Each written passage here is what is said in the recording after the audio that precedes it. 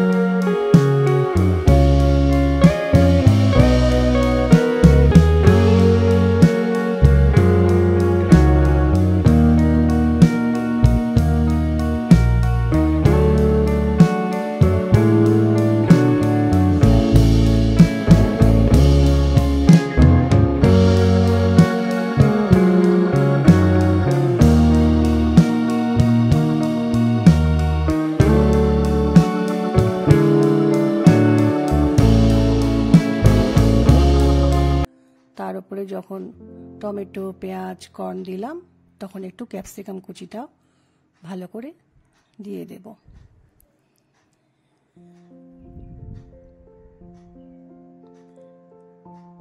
এরপর একটু গোলমরিচ গুঁড়ো ভালো করে ছড়িয়ে দেব, যাতে সমস্ত ভেজিটেবিলগুলোর ওপর। এরপর আমি এর ওপরে প্লেন চিজ স্লাইস দিয়ে দেব। দুটো ব্রেডেই দিয়ে দেব।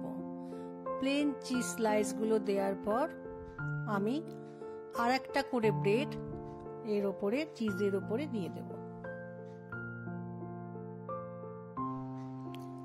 এরপর ব্রেডগুলোর ওপরে হালকা করে একটু চাপ দেব হাত দিয়ে।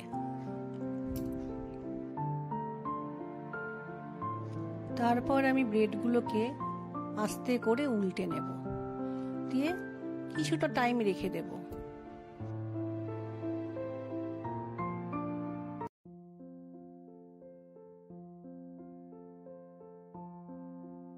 চিজ টোস্ট দুটি আমার তৈরি হয়ে গেছে।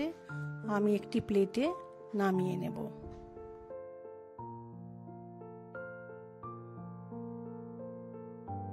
এরপর আমি একটা টোস্ট একটু চাকুর সাহায্যে কাটবো।